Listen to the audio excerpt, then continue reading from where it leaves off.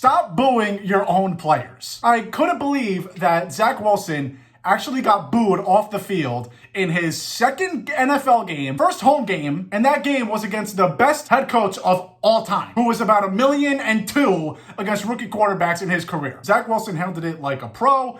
He said that they should have been booing him. Same thing with Giancarlo Stanton. He has taken it well. Gerrit got booed off the mound on Sunday when he was the Cy Young Award favorite, and he might still win it after Robbie Ray had a bad performance the other day. I mean, really? I need someone to explain to me the positives and negatives of booing your own players, and that's not a rhetorical question, because I just think that it is so counterproductive. Now, I have no idea what goes on in players' minds about free agency and how many players don't want to come to New York because their fans wind up hating them if they have a bad game. And I don't understand why fans take booing as this badge of honor. Oh, well, we expect greatness, so we want to boo our own players so they know that we're upset with them. Do you really think that players perform poorly and they legitimately think that they don't realize it if you're not booing them? Do you really think that players think that they are playing well up until they get booed? They hear the boos in the crowd and they say, oh wow, maybe I am playing like crap. Yeah, you really told them that they're not playing well, that's for sure. Now, we all know what happened with Francisco Lindor and Javier Baez a couple of weeks ago. They had probably the worst response to it ever, and they basically said, we're booing the fans because they boo us.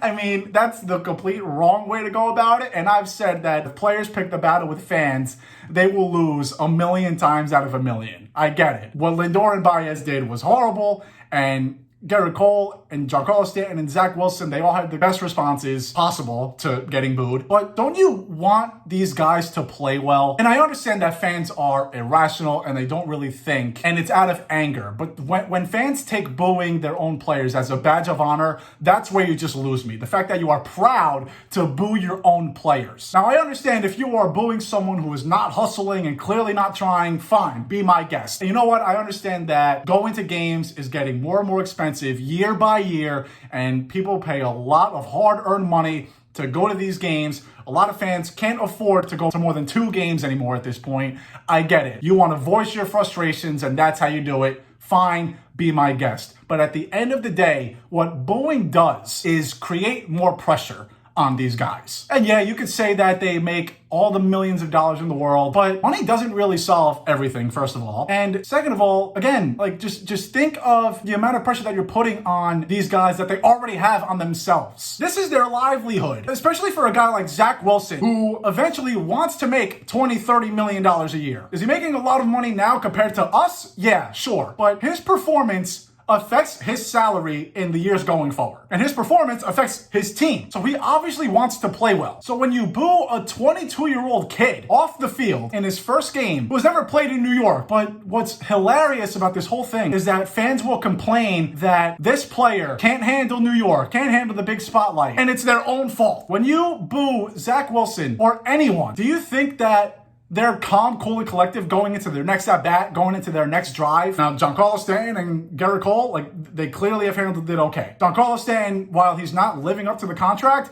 he's probably been the Yankees' second best offensive player behind Aaron Judge this year. And he went off in the postseason last year, so it seems like Stanton has handled it pretty well. But when you brag about booing these players, and this poor kid, his first home game, and he gets ripped apart like that. When Bill Belichick has how many losses against rookie quarterbacks? He's the best coach ever. No one could have watched that Jet game on Sunday and legitimately said to themselves, I think Zach Wilson is going to play well. Now, 4 interceptions is a lot, but did we really expect Zach Wilson to have a good game on Sunday? And how do you respond? By booing him? It's not like Zach Wilson has been performing poorly for years and years and years, and you are counting down the days to get rid of him. This was his first game at MetLife Stadium, his home debut, and that's how you respond? That's sad. I understand that money plays a factor, and Jet fans have been upset for years, decades, whatever. But just in all sports, when fans brag that they boo their own players and then they get pissed off that the players don't want to play in New York, because that's definitely possible, and the fact that players might struggle more because 50,000 people want them off the team. Do fans really think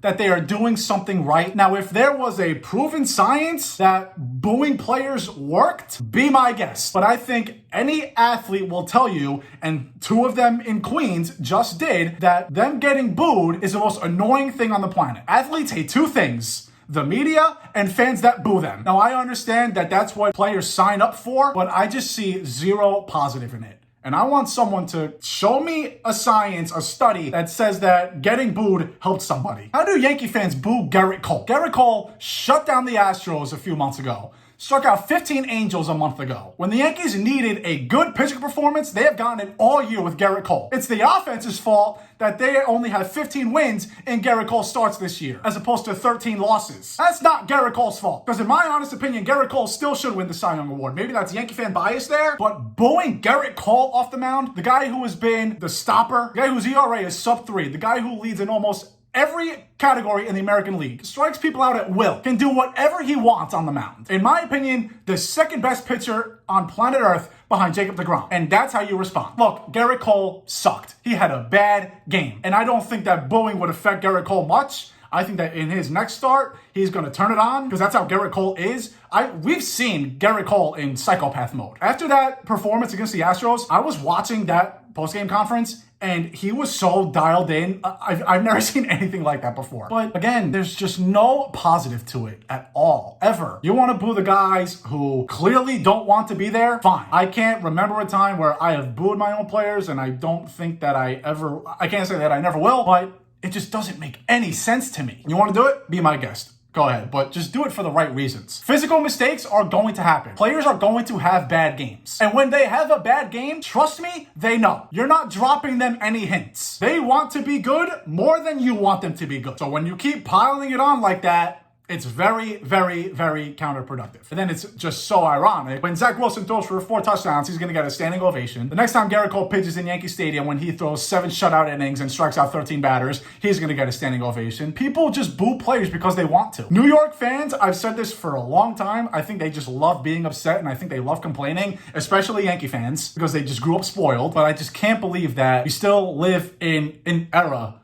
where people think that booing your own players works. Some people it doesn't faze, and good for them. But take a look at a guy like Sonny Gray. Sure, he couldn't handle New York. That's the fans' fault, and Sonny Gray will tell you that it was kind of upper brass changing the way he pitches. I don't know what I believe, but the fact that Sonny Gray is a good pitcher in Cincinnati, Lance Lynn sucked in New York, goes to the White Sox and is a Cy Young candidate before he gets hurt. Maybe that's what the upper brass is telling him to do. But then the fans complain that Sonny Gray is good. Why didn't we hold on to Sonny Gray? Why didn't we hold on to Lance Lynn? Because you kicked him out. Think for once. I understand fans are irrational. That's part of being a fan. We don't think straight. But the next time that someone is struggling and wants to get out of New York, you should probably rethink why.